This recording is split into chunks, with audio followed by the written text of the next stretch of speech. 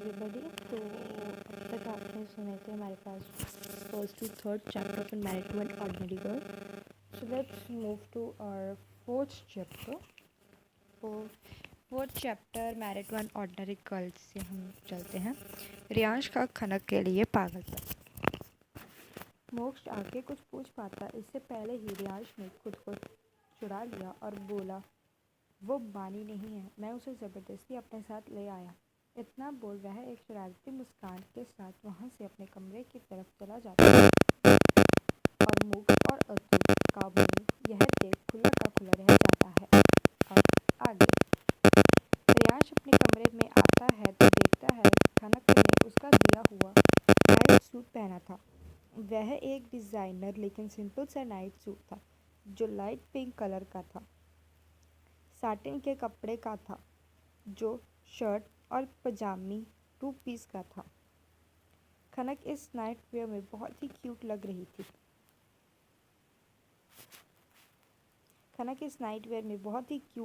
थी. इस वक्त खनक के लंबे घने सिल्की काले बाल जो उसके कमर से भी नीचे तक लहरा रहे थे वह थोड़े से गीले थे. उसने टॉवल से किसी तरह अपने बालों को थोड़ा बहुत सुखा दिया था. अपने बालों को संभालते हुए वह बाथरूम से बाहर आ रही थी. उसके गोरे गाल जो गर्म पानी की वजह से थोड़े हल्के गुलाबी हो गए थे उस पर उसके बालों की कुछ लटें आ रही थी.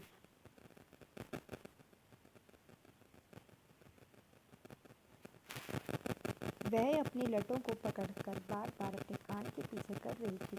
यह देख रियांश खुद को रोक नहीं पाया. उसकी नज़र खनक के पूरे चेहरे पर घूम रही थी. अब उसकी नज़र खनक के होठों पर आकर रुक गई जो गुलाबी रंग के सॉफ्ट दिख रहे थे. रियांश ने आगे बढ़कर एक झटके से खनक की कमर को अपने दोनों हाथों से पकड़कर खनक को अपने करीब अपने आप से चिपका लिया. खनक कुछ समझ पाती उससे पहले ही खनक के सॉफ्ट होठों पर अपने होठ रख दिए. खनक कुछ पल के लिए वही जम सीख गई. उसकी आंखें हैरानी से बड़ी हो गई थी. वह एहसास उसके लिए एकदम नया था. आज तक कोई भी खनक के इतने करीब नहीं आया था. उसने आज तक नहीं सोचा था कि उसके साथ ऐसा भी कुछ हो सकता है. रियांश किस करने में इतना खोया हुआ था कि वह खनक के होठों को चबा रहा था. खनक को अपने होठों में जब दर्द महसूस हुआ तो वह होश में आई और उसने अपने दोनों नन्हे हाथ रियांश की चेस्ट पर रख दिए और धक्का देने लगी. लेकिन रियांश अब उसके सामने काफ़ी स्ट्रॉन्ग था. वह 1 इंच भी नहीं हिला बल्कि उसकी पकड़ खनक की कमर पर और मजबूत हो गई. उसने अपने एक हाथ से खनक की कमर को पकड़ रखा था और एक हाथ खनक के सिर के पीछे उसके बालों को पकड़े हुए था. जितना खनक खुद को छुड़ाने के लिए स्ट्रगल कर रही थी उतना ही रियांश और पैशनेट हो रहा था. खनक की आंखों में आंसू आने लगे. वह अब खुद को छुड़ाने की कोशिश करते करते थक गई थी. अब उसने कोशिश करना बंद कर दिया और उसने खुद को रियांश की बाहों में खुद को ढीला छोड़ दिया. लगभग 20 मिनट बाद जब उसे सांस लेने में तकलीफ होने लगी वह फिर से खुद को रियांश से अलग करने की कोशिश करने लगी. अब रियांश से भी सांस लेने में तकलीफ होने लगी तो उसने धीरे से खनक के होठों को छोड़ दिया लेकिन वह खनक से अलग नहीं हुआ. अब अपने होठों को आज़ाद महसूस कर खनक लंबी लंबी सांसें लेने लगती है.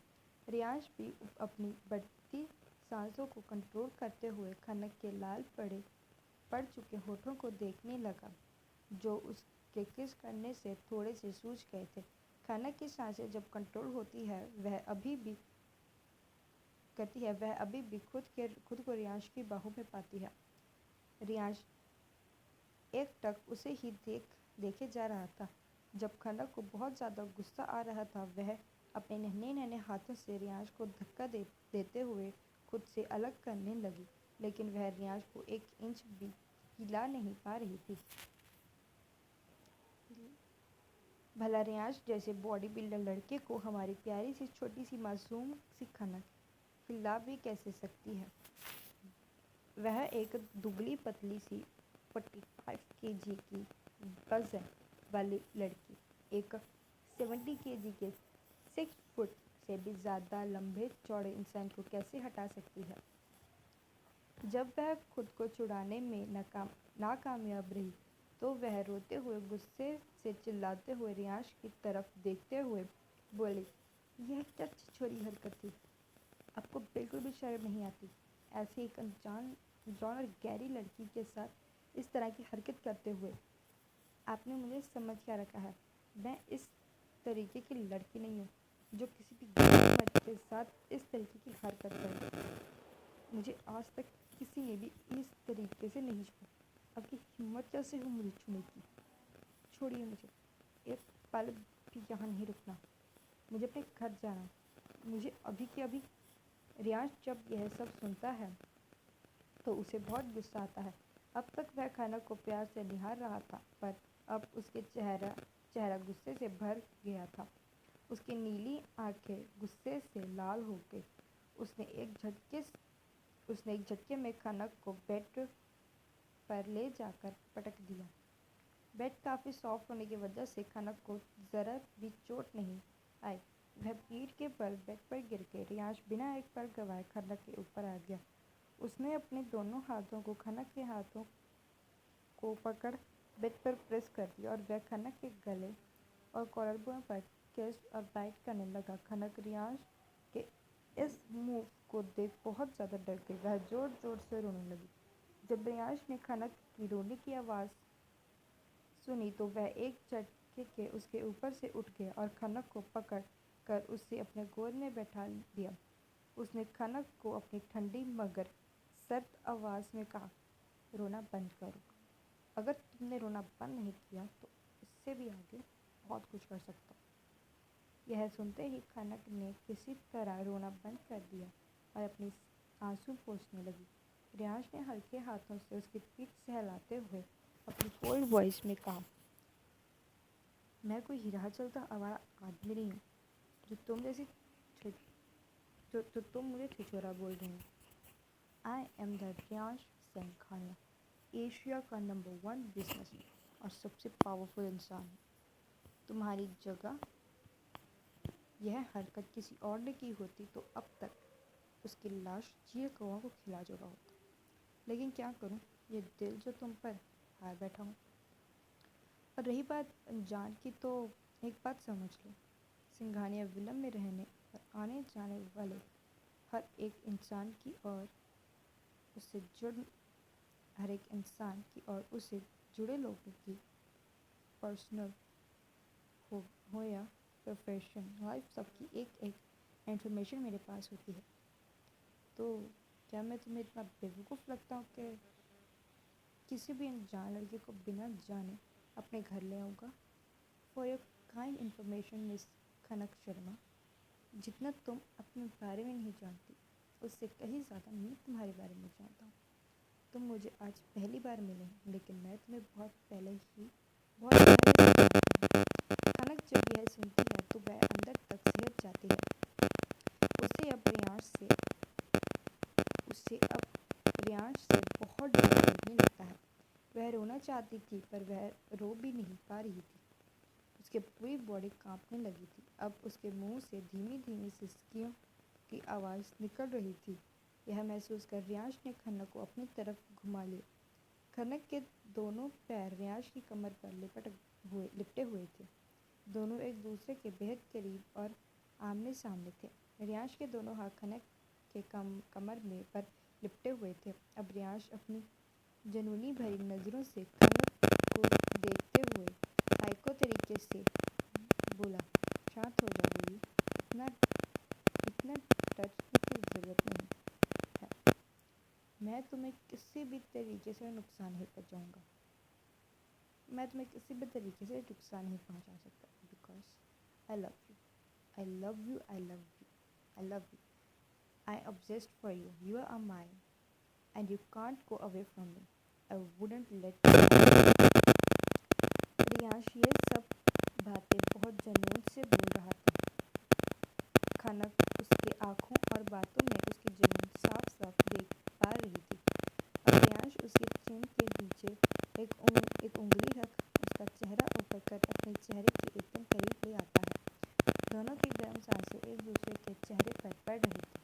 खनक अपनी घबराई आंखों से रियांश की तरफ देख रही थी। रियांश उससे आगे बोलता है, अब आज के बाद मुझसे दूर जाने के बारे में सोचने की हिम्मत भी मत करना, वरना तुम मेरे गुस्से और पागल बर्दाश्त नहीं कर पाओगी। यह तो बस एक ट्रेलर था मेरी जान।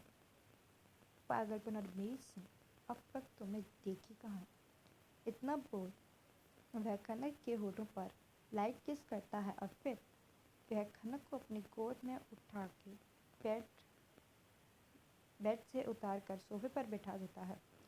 अब वह इंटरकॉम से एक कॉल कर डिनर अपने रूम में मंगवा लेता है। थोड़ी ही देर में एक सर्वेंट ट्रॉली लेकर आता है और वह कॉफ़ी टेबल पर डिनर अरेंज कर देता है। खनक जब पहुंचती है तो वहाँ कुछ विदेशी डिशेस और साथ में कुछ इंडियन डिशेस भी थी। खनक ने पहली बार एक साथ इतना सारा खाना साथ में देखा था। वह बस अपनी आंखें बिना झपकाए देखे जा रही थी। वह मन में सोचती है, दो लोगों के इतना सारा खाना, ये तो मेरा पूरे एक हफ्ते का खाना है। अरे उससे भी ज़्यादा, इतना सारा कैसे ख़त्म होगा। खनक सोच ही रही थी कि रियांश ने सर्वेंट को जानने का इशारा किया और सर्वेंट वहाँ से चला गया। वह खनक से बोला, तुम्हें जो पसंद है वह खाओ, और सब खाने की ज़रूरत नहीं है, जितना खा सको उतना ही खाओ। खनक यह सुनते ही रियांश की तरफ देखने लगी और अपना मुंह बनाते फिर से अपने मन में बोली, इसको कैसे पता मैं क्या सोच रही हूँ। तभी रियांश बोला, इतनी जोर से मन में बोलती हो कि मेरा मन सब सुन लेता है। इतना बोल वह अपनी एक आंख ब्लिंक कर देता है, जिसे देख खनक हैरान रह जाती है। अब वह जल्दी से प्लेट उठा कुछ इंडियन डिशेस अपने प्लेट में लेकर खाने लगती है। थोड़ी ही देर में दोनों डिनर कर लेते हैं और एक सर्वेंट आकर वहाँ से सब उठा लेता है। अब रियांश खनक को फिर से अपनी गोद में उठा के बेड पर ले आता है। क्या खनक रियांश के प्यार को एक्सेप्ट करेगी? रियांश खनक को पहले से कैसे जानता है? ऐसा क्या है खनक के बारे में जो खनक खुद भी नहीं जानती, लेकिन रियांश उसके बारे में सब पता है। जानने के लिए गाइस तो आप जरूर हमारे चैनल। तो गाइस अभी हम चलते हैं हमारे चैप्टर नंबर 5, रियांश के लिए शादी का फैसला। थोड़ी ही देर में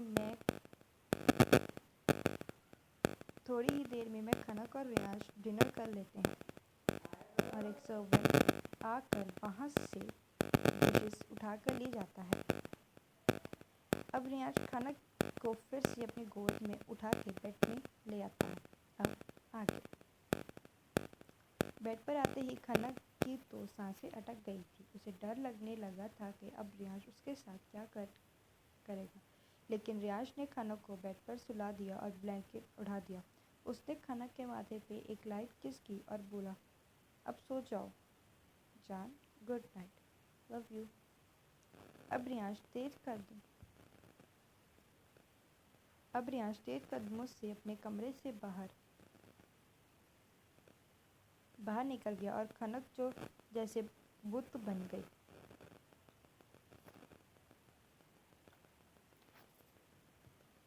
अब रियांश तेज कदमों से अपने कमरे से बाहर निकल गया और खनक तो जैसे बुत बन गई। उसके तो दिमाग में जैसे सारे तार हिल गए। वह अब अपने आप से ही मुंह बना के बात करने लगी। ये क्या था? कहीं मैं सपना तो नहीं देख रही हूँ? ये पागल आदमी खुद पागल हो गया है और मुझे पागल बना रहा है। पहले तो डराता है, फिर से पहले डराता है और फिर प्यार से बात करता है। इसके दिमाग के बीच ढीले हैं क्या? इतने कैरेक्टर कौन बदलता है भाई? इसके मूड का तो कोई ठिकाना नहीं, पल पल बदलता है। और इसके मुझे आई लव यू को नहीं खाना, इसके आई लव यू का तो कभी मत देना, नहीं तो जिंदगी भर इस पागल के पल्ले पड़ेंगे। अब इसके मूड स्विंग्स झेलने पड़ेंगे और जान जान बोलकर रोज तेरी जान लेने लगा। इधर दूसरी तरफ रियांश अपने स्टडी रूम में एंटर हुआ तो देखता है वहाँ पहले से ही मोक्ष और अतुल बैठे थे। दोनों को देख रियांश मोक्ष से बोला, क्या आज तुमने यही रहने का ठान लिया है? घर जाने का इरादा नहीं है क्या? मोक्ष थोड़ा झुंझलाते हुए बोला, नहीं जाऊंगा घर जब तक तू मुझे सब कुछ नहीं बताएगा। भूल मत, मैं सिर्फ तेरा दोस्त ही नहीं हूँ, मैं तेरा दूर की बुआ का बेटा भी हूँ। इस नाते मैं तेरा भाई भी हूँ। भाई भी हुआ जब जब इस अतुल के बच्चे को जब उस अतुल के बच्चे को पूछा तो इसने साफ मना कर दिया, मुझे कुछ भी नहीं बताया। तो अब अतुल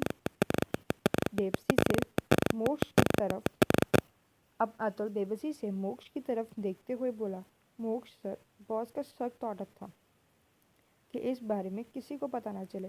तो भला मैं कैसे बिना बॉस के परमिशन के कुछ भी बता सकता हूँ? तभी मोक्ष थोड़ा चिढ़ते हुए रियांश की तरफ देख बोला, यब जाके बोला, बॉस का चमचा, अब तक तो मुंह सील के रखा था। अतुल भी थोड़ा मजाकिया अंदाज में बोला, अब चमचा कहो या पतीला, जो भी हूँ बॉस का ही हूँ। अब दोनों की नोकझोंक देख रियांश बीच में अपने कोल्ड वॉइस में बोला, अब बस करो तुम दोनों, बहुत हुआ मजाक। अतुल, आज जो कुछ भी हुआ यहाँ तुमने उसके बारे में पता किया?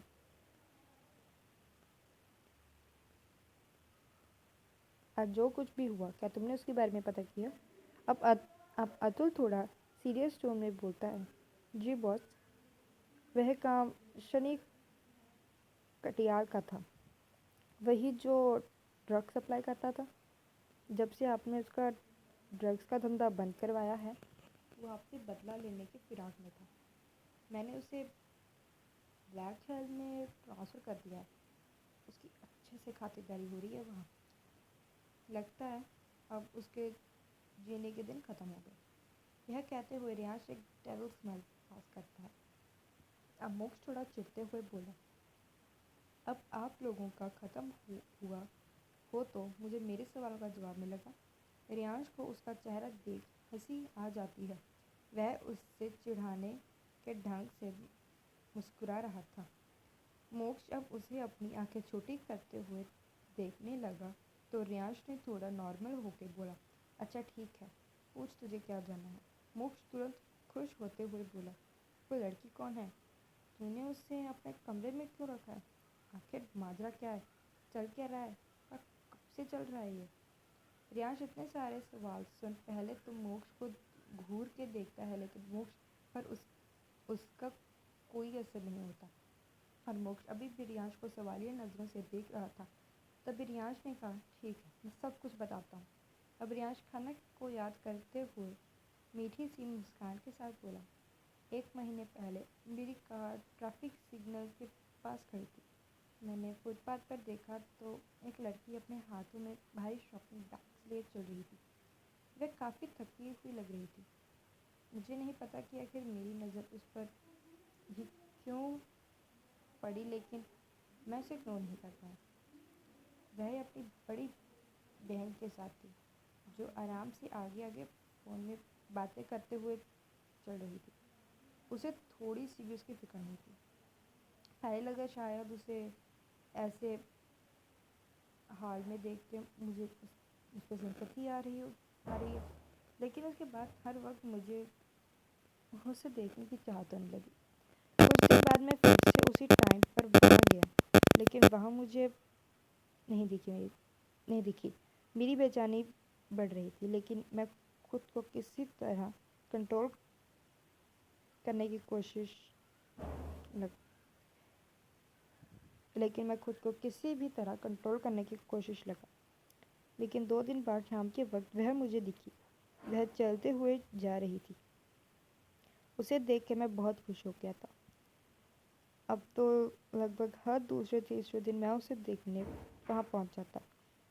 वह रोज़ उस रास्ते से सेम टाइम पर वहाँ से गुजरती थी। आखिर मैं आखिर में मैंने अतुल से उसकी डिटेल्स निकलवाई। उसका नाम खनक शर्मा है, उसके मॉम डैड नहीं है, वह अपनी बड़े पापा और बड़ी माँ के साथ रहती है। उनकी 2 बेटियां हैं जो खनक से बड़ी हैं। वह लोग खनक के साथ नौकर जैसे व्यवहार करते थे। उन्हें ज़रा भी खनक की चिंता नहीं थी। उनके लिए खनक सिर्फ एक मुफ्त की नौकर थी, 21 साल की मासूम लड़की। इतना सहने के बाद भी दूसरों की मदद करने में पीछे नहीं हटती, फिर भी हमेशा हंसती मुस्कुराती रहती। मैं कब उससे इतना प्यार करने लगा, मुझे खुद भी पता नहीं चला। अब मोक्ष उसके मुंह से प्यार शब्द सुनता है तो वह चीखते हुए बोला, क्या बोला तूने? क्या तुझे प्यार हो गया? मुझे यकीन नहीं होता कि तुझे प्यार हो गया। मोक्ष अतुल के सामने अपना हाथ बढ़ाकर बोलता है, अतुल जरा अपने हाथ पर पिंच अतुल जरा मेरे हाथ पर पिंच तो कर, कहीं मैं सपना तो नहीं देख रहा। माफिया किंग ब्रोस्की, जिसका प्यार, दया, माफी, इंसानियत, इन सबसे कोई वास्ता नहीं, उसे प्यार हो गया। रियांश उसे घूर कर देखने लगा तो मोक्ष अपनी जगह पर बैठते हुए बोला बोला देख भाई, तू होगा माफिया किंग, मैं तेरा भाई और दोस्त हूँ, तो मुझे डराना बंद कर। और सोच जब भाभी को पता चलेगा तेरे बारे में तो क्या होगा। अब रियांश उसकी तरफ देखते हुए बोला, उसे कौन बताएगा? वह बस मुझे सिर्फ रियांश सिंघानिया के नाम से जानती है, और वैसे भी ब्रोस्की कौन है वह कुछ लोगों को छोड़ के किसी को नहीं पता। जब मोक्ष थोड़ा सीरियस होकर बोलता है तो अब आगे तुमने क्या सोचा है? रियांश ने कोई जवाब नहीं दिया। मोक्ष समझ गया उसे कोई जवाब नहीं मिलेगा। अब वह अतुल को बोला, अब तो तुम्हारी लेडी बॉस भी आ गई, अब तुम कब अपने लिए गर्लफ्रेंड ढूंढ रहे हो? अतुल थोड़ा अनकंफर्टेबल फील करने लगा तो वह थोड़ा शर्माते हुए बोलता है, बॉस क्या अब मैं जा सकता हूँ? रियांश उसके ऑर्डर देने के लहजे में बोला, कल शादी के लिए पेपर्स वो कंप्लीट कर लेना और कोर्ट से टाइम ले लेना, और द्वारका वाले फार्म हाउस में सारे इंतज़ाम हो जाना चाहिए। मुझे ज़्यादा शोर शराबा नहीं चाहिए, सिंपल तरीके से ये शादी होगी, और यह शादी अभी सीक्रेट रहेगी। अतुल अपना सिर हाँ में हिलाता है और रियांश उसे जाने को बोल देता है। मोक्ष ने जब शादी की बात सुनी तो रियांश को हैरानी से बोला, तुझे तो कभी शादी में इंटरेस्ट ही नहीं था, तो ऐसे अचानक शादी? तभी रियांश बोला, इंटरेस्ट तो मुझे लड़कियों और प्यार में भी नहीं था, लेकिन प्यार हो गया ना। मैं खाना को अपने पास रखने के लिए कुछ भी कर सकता हूँ, तो शादी क्या चीज़ है? मुझे किसी भी कीमत पर खन्ना को अपना बनाना है। उसके पास मुझसे दूर जाने का कोई भी चॉइस नहीं छोड़ूंगा। उसे पूरी लाइफ बस मेरी बन के रहना होगा। उसके प्यार पर सिर्फ मेरा और मेरा हक होगा। उसकी सांसें, उसका दिल, उसका दिमाग, उसकी बॉडी, उसके रोम रोम पर सिर्फ मेरा और मेरा हक होगा। वह चाह कर भी मुझसे अलग नहीं हो पाएगी। उसके हर वह रास्ता मैं बंद कर दूंगा जहाँ से वह मुझसे दूर जा सके, और फिर भी उसने मुझसे दूर जाने की कोशिश की तो मैं उसे इतना मजबूर कर दूंगा कि वह चाह कर भी मुझसे दूर नहीं जा सके। यह सब कहते हुए रियांश एक साइको की तरह लग रहा था। एक पल के लिए तो मोक्ष भी सहर गया। अब उसने वहाँ से जाने अब उसने वहाँ से जाना ही ठीक समझा।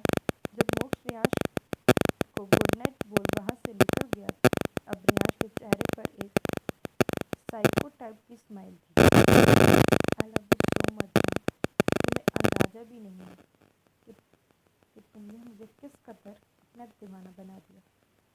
बड़ी मुश्किल से खुद को तुम्हारे करीब आने से रोक रहा हूँ। अब बस आज कल से तो मेरे तरीके से मेरी हो जाओ। बोलते होते हैं एक दूसरे कमरे की तरफ बढ़े। इधर कमरे में खनक